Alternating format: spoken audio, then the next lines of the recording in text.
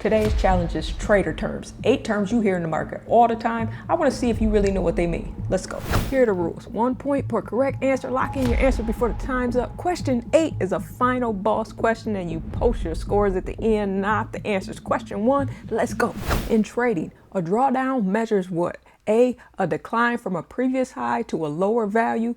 B, the number of shares traded in a day. C, the difference between the bid and the ask. Or D, the number of open options contracts.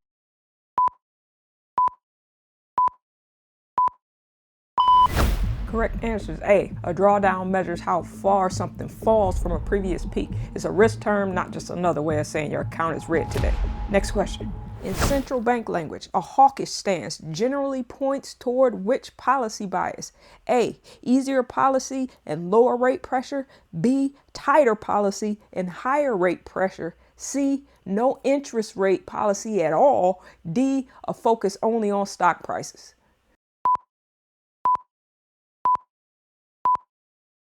Correct answer is B. Hawkish usually means more concern about inflation and more willingness to keep policy tight. Dovish usually points toward easier policy and more support for growth. Hopefully you got that one right. On the 3. 1 basis point equals how much? A, 1 percentage point. B, 0.1 percentage points. C, 0.01 percentage points. Or D, 10 percentage points.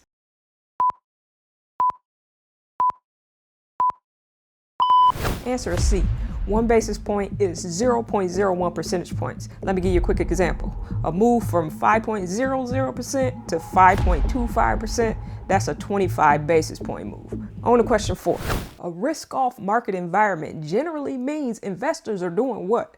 A, increasing appetite for higher risk assets. B, moving toward caution and perceived safer assets. C, buying only small cap stocks. D, measuring option open interest.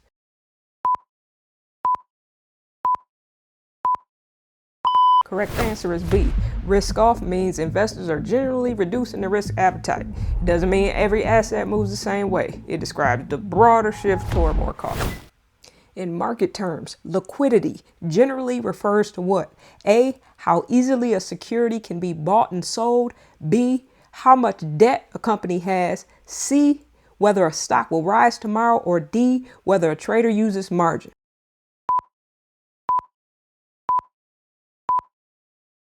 Hopefully you locked in A for question 5 because a liquid market usually has active buyers and sellers. Let's go to question 6. Question 6, which statement best separates implied volatility from realized volatility?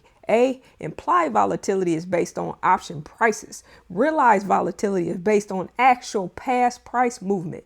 B, implied volatility is earnings growth. Realized volatility is dividend yield. C, implied volatility is always lower than realized volatility. Or D, realized volatility only applies to bonds. Duh.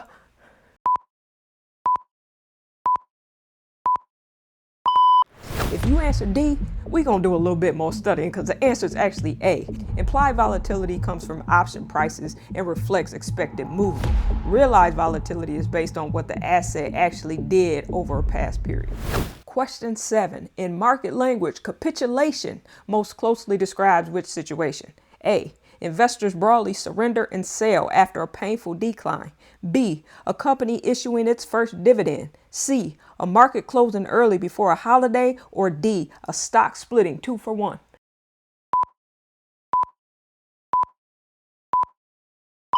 The correct answer is A. Capitulation means broad selling after pressure is built and investors start giving up. It can happen near market lows, but it doesn't guarantee that the bottom is in. Now boss up because it's time for the final question. Question 8, final boss. In options trading, which statement best separates volume from open interest? A, volume counts contracts traded during a period. Open interest counts contracts that remain open. B, volume counts only losing trades. Open interest counts only winning trades. C, volume and open interest always mean the same thing. Or D, open interest resets to 0 at the start of every trading day.